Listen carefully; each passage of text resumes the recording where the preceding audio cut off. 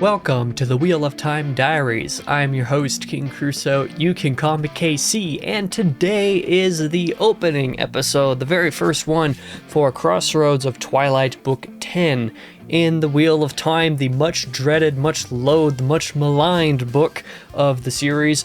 Probably the least favorite one as far as popular sentiment is concerned. I'm pretty sure that Crossroads of Twilight and Path of Daggers are the two with the worst reputations, and Crossroads of Twilight is probably the single worst one according to the broader fan base. Do I agree with that sentiment? Well, I don't know, because today we're less than a quarter of the way through at this point. I believe only about 23% done. Today we will be discussing the prologue and the first 4 chapters of the book, which is all that I got through for this one. About 7 hours worth of reading was done for this week's video, and just about 4 of those hours were spent just on the prologue alone. The prologue is longer than the first 4 chapters combined are. But as far as, spoiler-free impressions, first impressions of the book go, I'm not super unhappy with what I've gotten so far. So for reference, that's a little bit less than 150 pages out of just under 600 pages. If we want to be pretty technical, I believe I'm like 138 pages or something into 584 pages, depending on how the math goes. I might be slightly wrong on some of those numbers, but as generally representative of where I'm at. Like I said, about 23% in. Not a bad start to the book, or rather not a terrible start. It's not like the best opening to one of these books at all. In fact, it doesn't stand up to the beginning of pretty much any of the first 6 books, basically. So, it's not a great start, but it's not the worst start. In fact, I would say that the prologue and first 4 chapters of Crossroads of Twilight are better, in my opinion, than are the prologue and first 6 chapters of Winter's Heart, where most of that book's prologue doesn't really feel like prologue material, and so just kind of weirded me out, even if the material in and of itself was generally pretty good. And then the first 6 chapters were a nothing burger of nothing that amounted to nothing in that book. The prologue in Crossroads of Twilight actually felt like a prologue.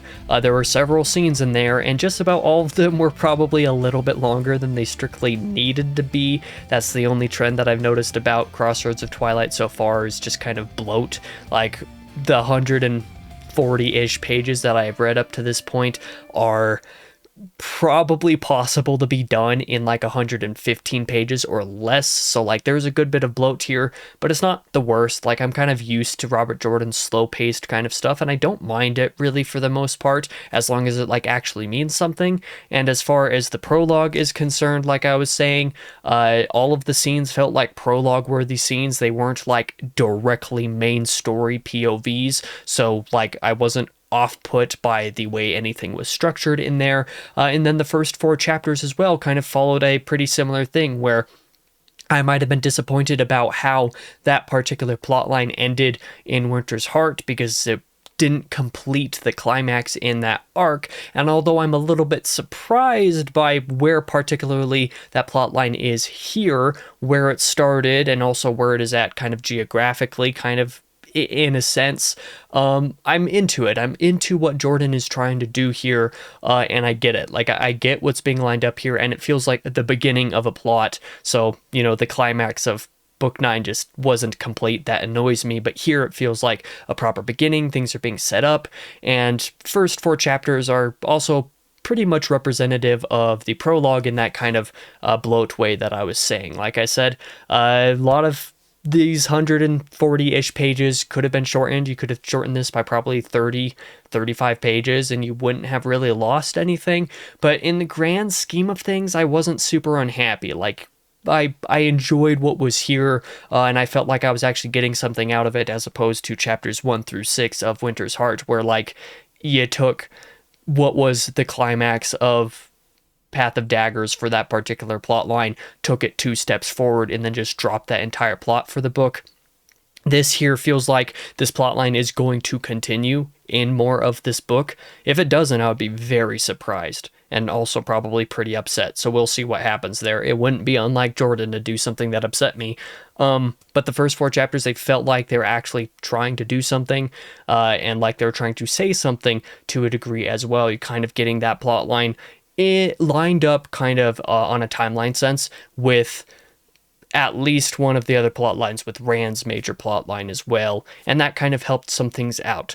But as far as spoiler-free impressions, I think that that's going to about do it for this one. I've not disliked my time with Crossroads of Twilight so far. Of course, I still have like 450 pages to go before I'm done, so like I still have quite a bit. I still have 3/4 of the book to read before I'm done, and 3 more weeks of these diaries to get through. But as of the time of this recording, and having read just the prologue in the first 4 chapters, not the worst start to a Wheel of Time book so far. So, like I said, that'll cut it for spoiler free. Let's go ahead and get into the spoilers. We will, of course, start with the prologue, and boy, is it a mighty meaty prologue. This will probably take a ton of the video. So I apologize, it's going to take a little while, but there are, let's count them, 1, 2, 3, 4, 5, 6, 7 scenes of the prologue to get through, and a couple of these scenes are, a few of these scenes are long enough to be chapters in their own right. The final scene of the prologue by itself is nearly 20 pages, for example, so there's some stuff to get through. The opening scene starts with Lord Ituralde commanding the armies of Eridaman against the Dragonsworn. Of course, this is an area over in the east, kind of in the northern half of the continent, over on the, sorry, not the east, the far west, on the northern half of the continent. This is a location that we haven't really seen in the book or in the series for quite a while. Basically since like the Great Hunt, we haven't really seen this kind of region very much, so it's cool to get a little bit going on there. Like I said, we're in Lord Ituralde's POV. He's commanding an army in Eridaman against some of the Dragonsworn there, and these Dragonsworn are apparently led by a guy named Lord Shimron, who was apparently a former advisor to the king of Eridaman. So there's kind of some interesting political stuff, I guess, going on over here. What those details are, I'm not sure, or if there's a little bit more detail on that from previous moments in the series that I'm forgetting, that could totally be possible. But as far as, you know, introducing some of these political threads in this region, I'm kind of interested to see where that kind of stuff goes. These two people, Lord Shimron and Lord Ituralde, are coming together under the white ribbon, which I'm assuming is, you know, a white flag of truce, basically. These two are coming together where Ituralde proposes a full-on truce in order for the two of them and their armies, the Dragonsworn and Eridaman, to kind of combine forces to fight against the Shan-Chan, who are going to be coming north from the south. Of course, the Shan-Chan took over Terrebonne a good while ago, and it seems like they're going to be making their way north, and Ituralde wants to stop that. Shimron does in this scene pledge to fight alongside Ituralde, but apparently the major part of the plan that Ituralde wants on his side are the Terrebonners, who are part of the Dragonsworn, you know, kind of this other group of people are central to his plan. His plan is basically to infiltrate the Shan-Chan within Terrebonne itself pretty directly, and the way to do that is by using Terrebonners disguised as Shan-Chan, disguised as the Terrebonners who are kind of in league with the Shan-Chan, in order to use them to kind of infiltrate the country and upheave the Shan-Chan directly from the nation. So that's his plan. The Terrebonners, who are part of this meeting between these two parties, are a little bit dubious, it seems like, but then it seems like somebody who, it seems like maybe the leader of this particular group of Terrebonners is kind of won over by the plan that Ituralde proposes, and it seems like is going to agree to this set of plans. What comes from this scene in the future, I'm not entirely sure, but as of now, great opening scene for the book, to be honest. I really enjoyed this one, actually. Like, great prologue scene. Even if this was the only scene of the prologue, I would have been like, that's a pretty baller prologue. I like that, because it's not directly related to the main plot lines, but also is related enough that you can kind of see its importance within the context of the world, especially given how forefront the Shan-Chan adversaries are within the last few books of the series at this point. You know, the end of A Crown of Swords, of course, but particularly Path of Daggers and Winter's Heart, Shan-Chan have been a primary adversary here. So seeing a little bit of resistance against some of them, you know, in a region of the world that we haven't seen in several books as far as I can remember, that's something that's pretty cool. Looking forward to seeing more of that if we ever do. We'll see. I don't entirely know, but you know, that's how things go sometimes. Next, we have, I believe, probably the two shortest scenes of the prologue kind of back to back here. The first one of these is Valda of the, man, what are they called? The White Cloaks. Valda is meeting with Asunawa, who is another White Cloak, and I don't remember particularly specifically where these characters were the last time we saw them, but I do know that there was obviously some political stuff going on between the two of them kind of as a result of what they did to, what was it, Lord Nile? The previous Lord of the Seekers of the Light, or whatever it is that these White Cloaks call themselves. But these two are kind of meeting with each other in this scene. They're arguing about whether or not to kind of go to Murundi, where they have rumor. There's rumor of an Andorran army being there. Valda specifically wonders if the army that is in Murundi is an Aes Sedai army. The Aes Sedai specifically who left Altara, the rebel group of Aes Sedai. I'm pretty sure he's right about that, just kind of based off of the timeline of information and everything going on. So now we kind of know that the White Cloaks know that the Aes Sedai are kind of in that Murundi region, or at least were until Egwene took them up to Tarvalon. And speaking of Tarvalon, we'll get to a scene that takes place over there in just a moment. But first, we have a scene where you have Gabra and Tovine, a couple of the Aes Sedai who were taken as warders by Logain, of course, by the Black Tower. They're riding with Logain in the scene until another person, Mishrael, comes to say that Logain has permission to start recruiting a little bit more for the Black Tower, as approved by Taim. There's some suggestions in this scene that the two of them kind of have a little bit of power struggle going on, Taim and Logain. I'm not sure if I've seen a whole lot of that explicitly on the page, but of course it kind of makes sense. I get why that would be a thing. Looking forward to seeing what could be coming of that, of course. The women make to kind of join Logain on wherever he's going to go to recruit people for the tower. They want to study him, determine what Logain's true intentions are, like I said, because he seems to be in kind of a power struggle. He's at odds with Taim to a degree. And then there's also the note that I remember specifically from the prologue of none of the bonded Aes Sedai, none of the Aes Sedai who were bonded by any of the Ashaman or by Logain or any of them, none of these Aes Sedai are part of what we would call Taim's faction. Like all of the Ashaman associated with Taim have not taken any of the Aes Sedai as warders. Only Logain and kind of his buddies of the Ashaman have taken Aes Sedai as warders. So that's probably something important to note and to remember. I'll probably forget it at some point here, but it was something that was noted here, so I felt like it was important.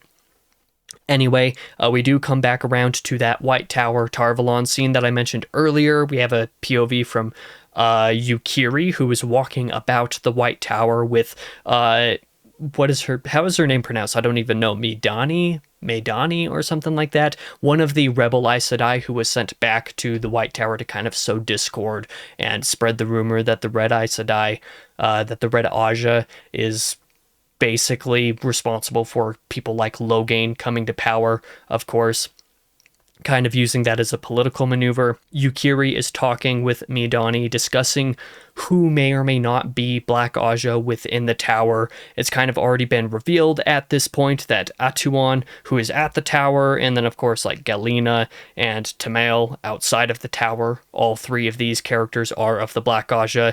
Galina, of course, we know is held by Savannah and is kind of traveling with that group from Perrin's POV back in Winter's Heart. We saw her briefly back then. And then Tamael, I think, is back from like Leandrin's group of Black Aja that all left the tower at the same time amidst some ruckus and like some sisters being murdered at some point, like in the early couple of books, like Great Hunt time frame Dragon Reborn time frame, somewhere around there. I think Tamail is one of those Black Aja, but I don't remember at this point. It's been too long and there are too many Aes Sedai names to remember.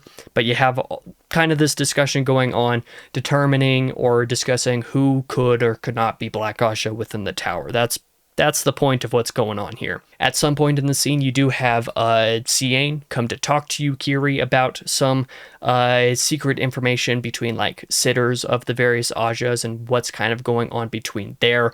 Cian reports to you, Kiri, that it seems like when the whole rebel Aes Sedai squad kind of left, when various sitters of the Ajas left who were associated with the rebels, when those people disappeared and the sitters, or when the Ajas left at the White Tower, needed to recruit more sitters to fill in those gaps, that those new sitters kind of all were raised via unconventional methods within the tower. It seems like they're pretty suspicious circumstances, in which case any of those were picked pretty abnormal circumstances. This suggests that there might be a conspiracy of sorts associated with the sitters of the Ajas within the White Tower. And of course, you also have the questions of whether or not Elaida is Black Aja, or whether or not the Keeper of the Chronicle is Black Aja. For some reason, her name is slipping my mind at the moment. But of course, we know that the Keeper is Black Aja, and Yukiri wonders about this, thinks that it might be possible that she is Black Aja because, of course, Black Aja knows what's going down before Elaida even announces her plans, so one of those two basically has to be Black Aja, or somebody else who's getting access to everything that Elaida does before she announces anything. So presumably it's one of those two. So you kind of have those things happening within the scene. Next up, we have a scene where we return to Gawain. I think this is the first time we've had a POV of him in forever, if ever, really. Pretty minor character, surprisingly minor character in the series up to this point, but Gawain awakes within another scene of the prologue, thinking of his fears that Elaida is trying to get him and fellow younglings killed. So these are people who are kind of involved with the upheaval of the White Tower back when Swan Sanche was deposed. Of course, Gawain allowed Swan Sanche to escape. That's something that he thinks about, and this group of younglings has kind of been sent off to live on a farm at a village, someplace called Dorlan, I guess it's called, kind of keep them out of the way of the White Tower for whatever political reasons. It seems like that's kind of what I gauged is going on here. But Gawain awakes, thinking about his fears that Elaida wants them all killed. He also thinks about what is probably rebel Aes Sedai gathered to lay siege on Tar Valon, because at this point Egwene has taken the rebel Aes Sedai and transported themselves all right outside Tar Valon's door. So they're like, okay, well, this is probably a problem, and Gawain assumes that it's probably the rebel Aes Sedai that suddenly appeared on their doorstep. He thinks about that. Gawain is summoned in the scene by an Aes Sedai that is supposedly just in Dorlan now to kind of talk to him about stuff. He goes and is told by this Aes Sedai that Elaida has some things for him to do, which he reluctantly agrees to do. He learns at the same time as well that Elaine is with the rebel Aes Sedai, though the White Tower kind of promises that nothing's going to happen to Elaine, because to them, Elaine is still just accepted, and she has no choice in what Aes Sedai she really obeys, so the fact that she's with the rebels isn't inherently against her. So of course we don't know, or they don't know at this point. Gawain doesn't know that Elaine is actually in Caemlyn right now and is full sister at this point, appointed by Egwene, but that's all details that these characters don't know yet, so that's dramatic irony kind of going on there. But then we're coming up on the last couple of scenes of the prologue. I'm getting through this a little bit quicker than I thought I would, thankfully. The second to last scene sees us take the POV of Davrin Bashir again. He is outside a camp at Caemlyn. Speaking of Caemlyn, kind of observing the army setting up camp outside the city, the same army that approached right at the very end of Winter's Heart, that we got that little cliffhanger going on there. He sees their encampment and kind of observes that the way that they're setting up everything, their whole way of organizing things, and seemingly also kind of their scouting groups and stuff seems pretty shoddy and kind of mismanaged in his opinion. He doesn't see this army as very good according to his, kind of his strategic analysis, I guess we could say. He discusses some of these points with Bale, who is around. Then we get a moment where Tumad comes and kind of talks about some of these things. Bashir reminds Tumad, of course, that Queen Tenobia, back from the Borderlands, who I guess is kind of over the two of them, and this is why this occurs. Queen Tenobia and all the other Borderlander leaders, I guess, are kind of here with their own armies. That's something that he announces that he's observed. Bashir returns to camp after these observations and finds that his wife Dira has survived an assassination attempt from two men who are found elsewhere outside camp already dead. So Bashir's wife Dira has survived an assassination attempt, and the two people who got away with the attempt, they left, they're found outside the camp very shortly afterwards, having already been killed. So there's some tension going on here with all of this stuff. I don't know what specifically this represents, but given what the next scene of the prologue tells us, there's some weird similarities that are going on. We'll get there in just a moment. In response to this attempted assassination of his wife, Bashir tells Tumad to find a man who apparently came by the camp, came and talked to Bashir the day before, and tell the man that Bashir agrees to whatever was being discussed at that point. It's left pretty vague intentionally here in this moment, where we don't know who this man was, what the meeting was the day before. But Bashir says that he agrees to whatever was being discussed at that point. So that's all stuff that we'll have to see in due time. Presumably whenever we have an Elaine POV here in the near future, and when we're exploring that plot line a little bit, we'll probably get something about this mystery being told to us more explicitly at that point, but presumably it's left a mystery at this point to kind of build a little bit of that tension, that suspense, that interest, I suppose you could call it. And so now we come to the last scene of the prologue, which, like I said, is just about 20 pages by itself. So it's a really long scene, and this was probably the one scene of the prologue that I struggled with in terms of its length. I think this scene probably could have been like 12 pages instead of 18, and it would have been perfectly fine and probably better off for it. But even so, we have a POV from Samitsu in Carrion, who is apparently the person who Cadswain put in like a form of charge as far as like Aes Sedai seniority goes over Carrion. Samitsu ponders in the beginning of the scene, is glad that Carrion is seeming to be doing well under Dobrain's appointed leadership. Of course, when Rand kind of disappeared from all of the places he appointed temporary leaders, and like Carrion and Tyr and all of the other places, while he was going to go and take care of cleansing the taint of Sidon. Is Sidon the male half? I always forget for some reason. Whenever I have space between the books, I always forget until it's mentioned more explicitly. But in either case, Dobrain was made the leader of Carrion, and Samitsu is kind of commenting to herself in this scene that Carrion seems to be doing pretty well under his temporary leadership, that he's not doing anything untowards, that he seems to be supporting even kind of what Rand wants as far as Elaine being able to make a claim towards the throne of Carrion if she wants to. Dobrain is apparently doing things to kind of support this end as well, so that's all well and good. Samitsu talks with another Aes Sedai called Sashel about some political stuff associated with Ailil, who of course is one of those characters that was having an affair with another character that Rand accidentally caught but didn't punish, and then was taken with Cadswain's group, I believe. Was that what happened? Someone associated with that affair was taken with Cadswain's group to go find Rand in the last book. I'm really not sure what precisely is being done with the political stuff associated with these characters. It's just kind of weird. It's being discussed here, but like that's a thing. Don't really know what it means, and honestly could hardly care at this point. In either case, these two characters, Samitsu and I already forgot her name, Sachel, they learn from another person that there is an Ogier and a man kind of paired together, having arrived in Carrion recently, that they are in the kitchens of the palace, which is pretty suspicious to them because apparently Ogier don't really travel with normal men very much, especially not in pairs.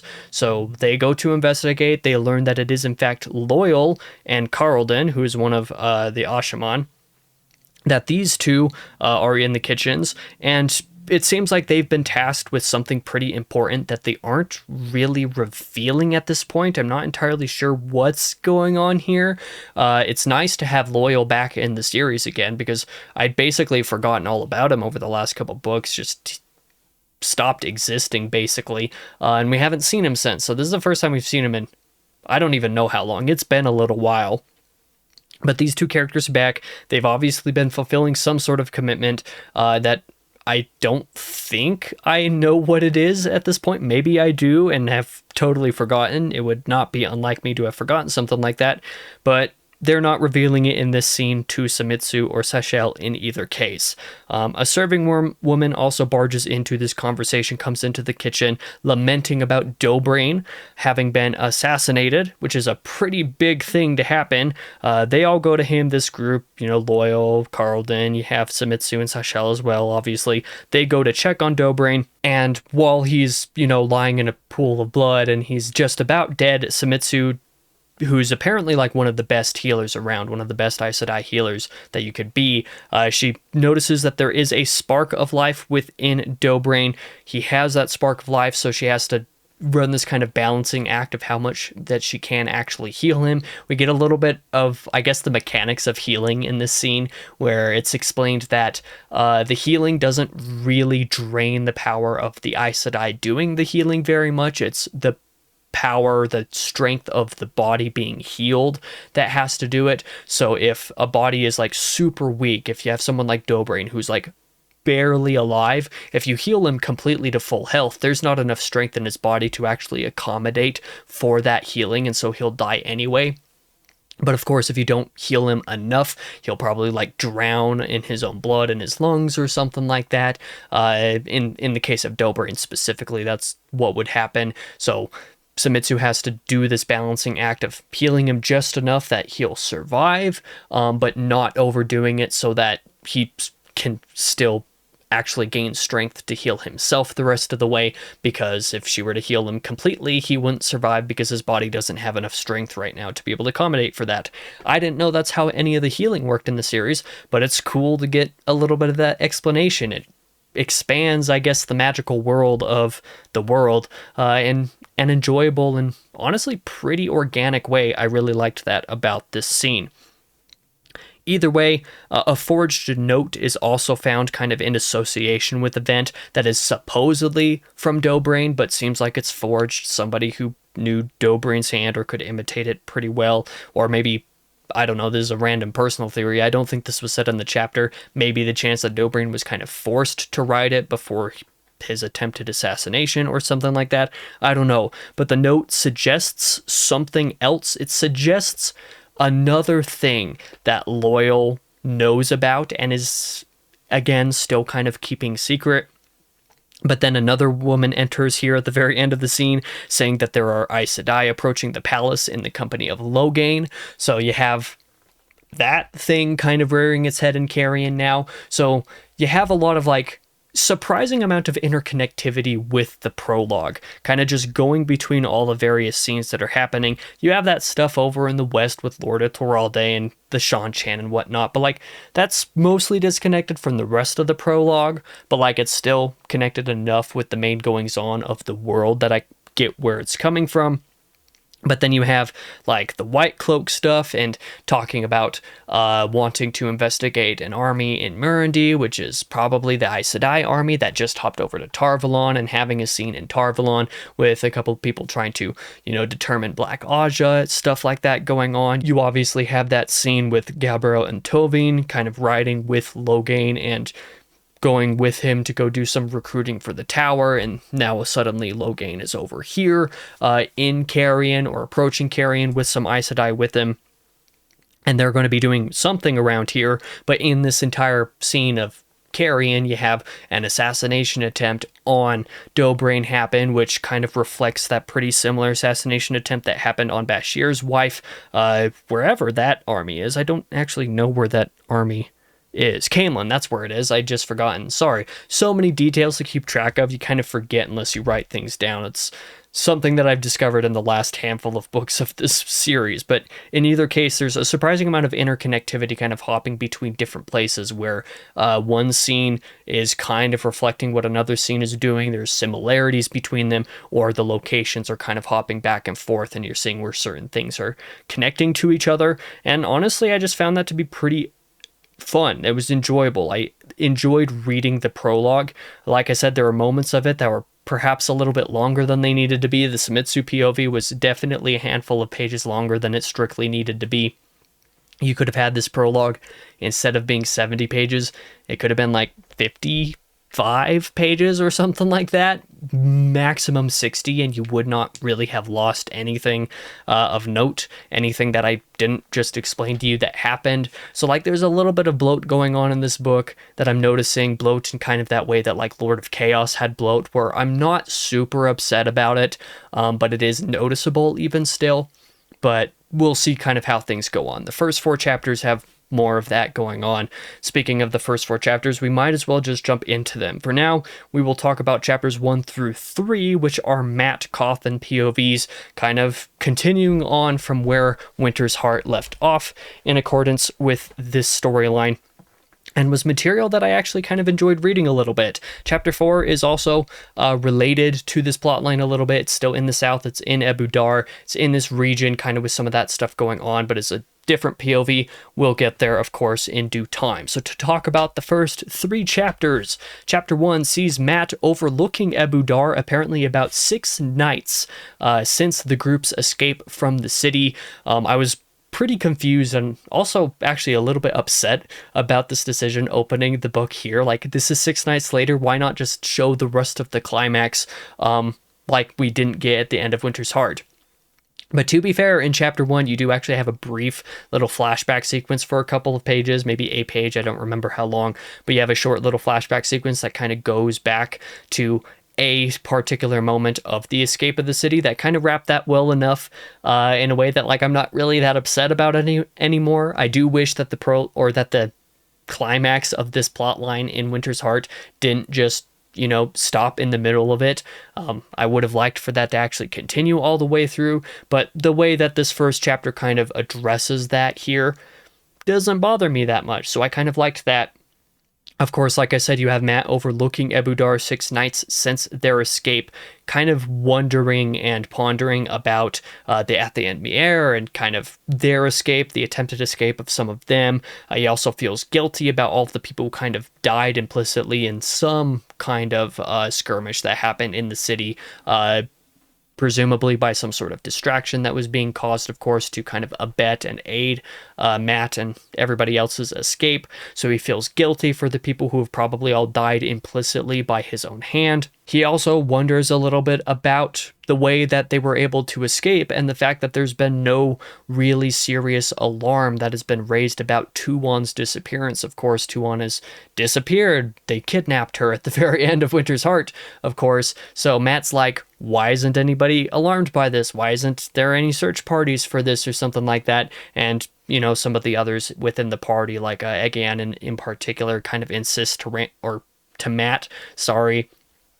that Tuon's disappearance is probably being kept secret by the nobility of the Shanshan, and that there are probably searches being done for her, but by people who are not actually in the know that Tuon has disappeared. They don't want to announce that kind of thing publicly because it would be a bad referendum on the entire return process that the Shanshan is doing right now on the continent. And we get a scene in Chapter 4 that basically kind of confirms this to be the case. Not Chapter 4, Chapter 3, I believe.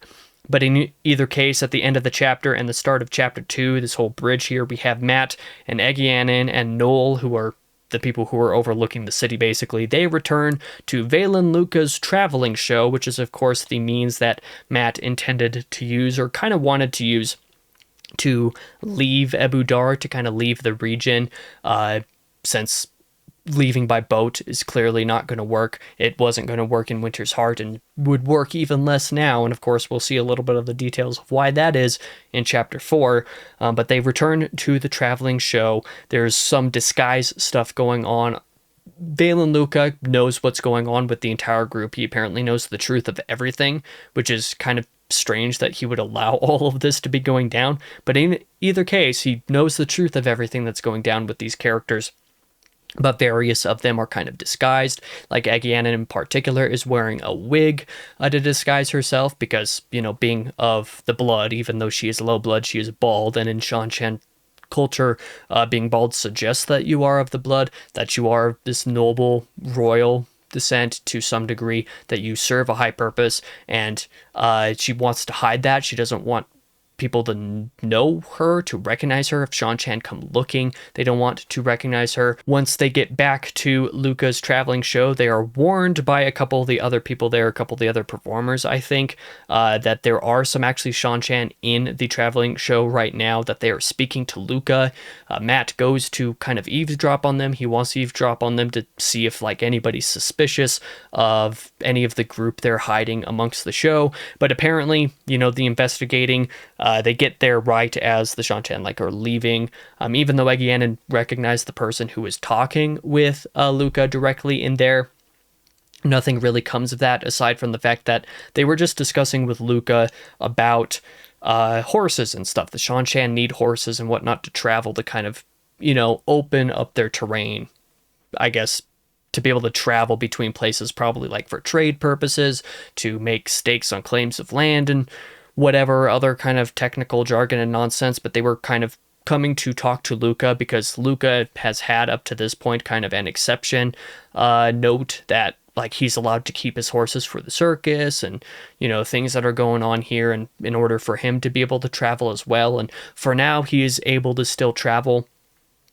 He has an allotted amount of horses that he's allowed to have, but at this point he's kind of upset with the kind of predicament that Matt and his group have left them in. Luca wanted to leave several nights ago when Matt and everybody escaped the city, but Matt convinced him to stay long enough. It's just well, it'll make sense for us to hide in the circus here if we just continue traveling. People are going to know that we were running away, and they're going to have a easier way to search for us more immediately in that kind of sense. And then there's also the fact that, hey, if the night that Tuon disappears and all this other stuff, if you were to have left on the exact same night, they would probably know that you're here and they would come after you and search you specifically. So staying for these, handful of days after escaping the city makes sense. But now they want to leave, and rightfully so, because Luca's unhappy, of course, like I said, about what's kind of going on with their entire situation, and also now with the possibility of his horses and stuff being taken. He's not going to be able to travel. He's not going to be able to do any of this stuff if the Seanchan decide to revoke the exception that he has and take his horses and all of that kind of stuff. So he's just I want to leave now. And Matt essentially does finally agree and says, yeah, we can leave. So Luca goes and starts telling all of his performers and everything they need to get ready to leave. They're going to get ready to leave. And Matt goes with some of the others to tell Sundar to let basically the rest of their group know to pack up. They're going to be leaving with the show here pretty soon. And that's how things are going. At the same time as well, Matt has the dice that are in his head that kind of starting to roll on and off whenever there's danger or I guess probably major events in his life about to happen, I guess, seems to be the kind of consistency of when the dice roll. They've started rolling again, and at the start of chapter 3, Matt goes to see Tuon because he needs to talk to her again, and he hasn't talked to her since they escaped the city. So he goes to her, he enters the wagon where she is being kept, and Tuon is apparently pretty unhappy about the story that Matt told some of the other people, not Luca specifically, because again, apparently Luca knows the truth about whatever's going on with all of them, but Matt kind of made up a story for the rest of them to make up appearances and disguises. Of course, Agianan has a different name that she's going under within the show here, and the guise is that Matt and Agianan are lovers, that they're kind of escaping and hiding from the Seanchan within the show because Agianan is an important person or serves a noble woman or something, and doesn't want to be caught so easily, so that's why they're hiding. The story in regards to Tuon is apparently that she's a servant of Mat, or rather a servant of one of the other Shan-Chan or something, and was being helped to escape to some degree for something like that. I don't know the details of the story. It's kind of only implied at within the chapter, but in either case, Tuon is pretty unhappy about the story that is made up about her in that case. Mat insists that at this point it's too late. People kind of know the story of what's going on with these characters, and Tuon just kind of needs to deal with that. But Mat promises to let her go and to let her go home, to see that she gets home safely at whatever point is most convenient, basically. He makes that promise to keep her safe, and offers a spitted hand as kind of a way to seal the deal. Tuon accepts the deal eventually, promising in turn not to try to escape and also not to betray him in any way, shape, or form. And at this point, when they seal this deal, the dice in his head stop rolling. So again, there's kind of stuff with the dice in Mat's head and stopping rolling when associated with Tuon, because that's what happened at the end of Winter's Heart. Similar type of thing happened there. The agreement for when the traveling show, however, would leave, actually, I guess the kind of detail for that was Mat told Luca was like, we can leave the moment that Tom Marilyn returns, because he had Tom apparently go back to Abu Dar to kind of search around for kind of news, I guess, about what's kind of going on, what if anybody's suspected that Tuon's left, or what the uproar about that kind of thing is going on, all of this stuff that just wants Tom to kind of weasel out. And it's at this point, after this meeting with Tuon, that Tom does arrive to the wagon. He arrives with news that apparently Queen Tylin is dead, actually, that she did not survive being tied up and shoved under the bed like she told Mat to do at the end of Winter's Heart.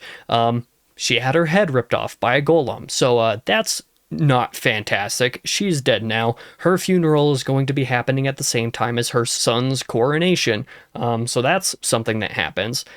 Get a little bit more information from Tom about stuff that are going on in Abu Dar. We get a little bit of an interruption from one of the warders named Blarick.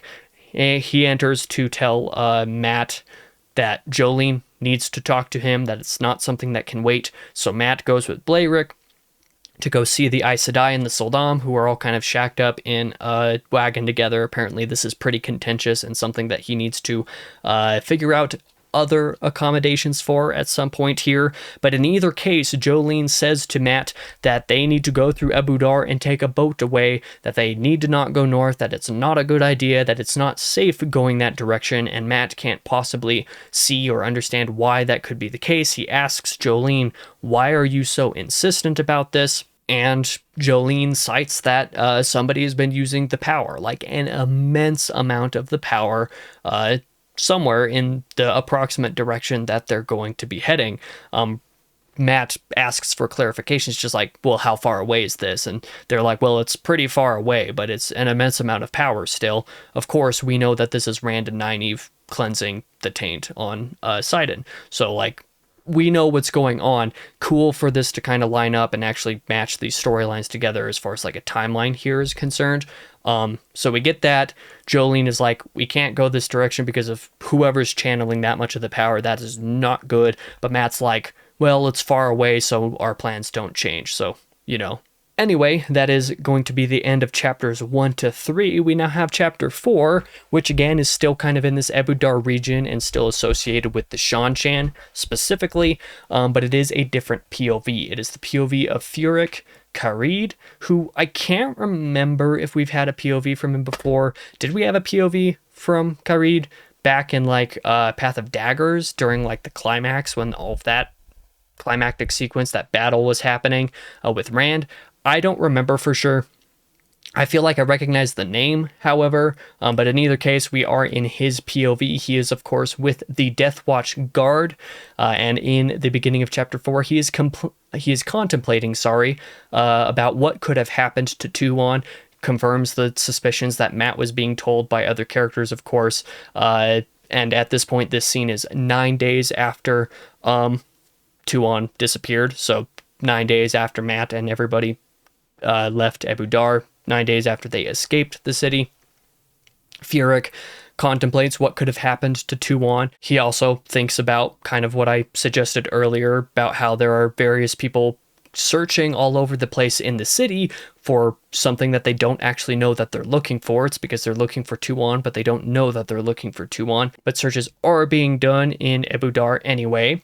And then we have a seeker of the truth, I guess is what they're called. We had some moments with Seeker in the last book, particularly in regards to Egianin, kind of intimidating her. So we have another Seeker named Almarat Moore entering to talk with Furyk Karede. And I can't remember if Moore was the Seeker that we saw in Winter's Heart or not. He might not have been. I don't remember off the top of my head. But we do have a Seeker of the Truth coming in to talk to Karede. He indicates pretty strong familiarity with Karede's past, including some sort of like, I guess it's considered taboo, not proper for people in the Death Watch Guard to hold any particular attachment in any way, shape, or form to anybody they have guarded personally or something like that.